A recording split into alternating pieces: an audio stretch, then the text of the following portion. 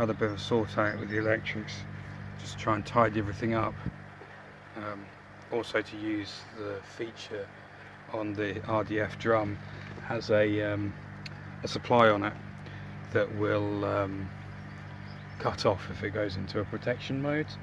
So if the drum for whatever reason stops working, you probably don't want your pump or your UV carrying on, because it's either going to put pressure on the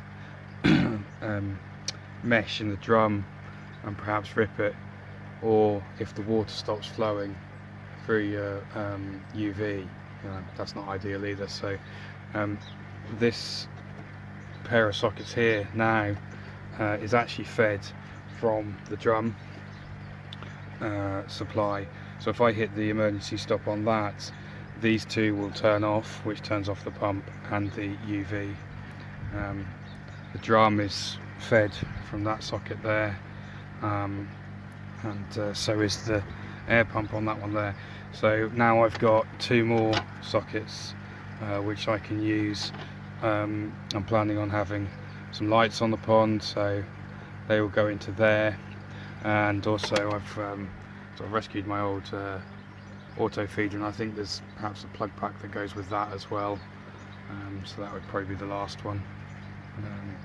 So yeah, that's the kind of plan with the electrics, but using these boxes is quite nice. I just need to label them up, so it's kind of clear what everything is, and this is all going to be within the kind of filter house area anyway. I need to do something with the air pump that's just down there, but we are getting there. Sort of goes without saying that electrics can be dangerous and it can kill you. Don't do it if you don't know what you're doing. I imagine I might get some comments about there being 6 sockets. This is fed from a flex here that comes from the house, which isn't ideal at the moment. I'm going to be putting in an armoured cable, but we've got another project we want to do on the deck, so we're going to run an armoured cable all the way through, so I will do that.